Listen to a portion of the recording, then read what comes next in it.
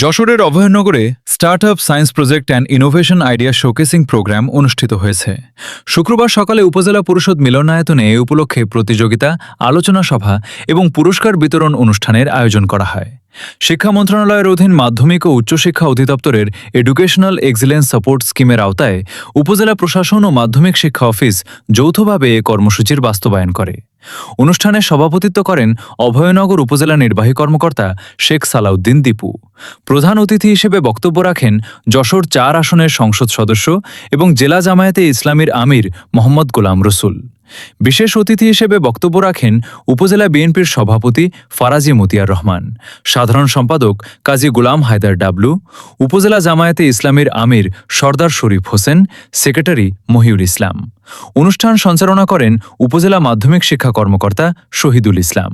তিনি জানান, প্রতিযোগিতায় অংশ নেওয়া ১৪টি মাধ্যমিক বিদ্যালয়ের মধ্যে প্রথম স্থান অর্জন করেছে Akij ideal school and college, দ্বিতীয় হয়েছে কম্পিউটার লিটল জুয়েল স্কুল এবং তৃতীয় স্থান অর্জন করেছে নওয়াপাড়া শঙ্কর পাশা সরকারি মাধ্যমিক বিদ্যালয়।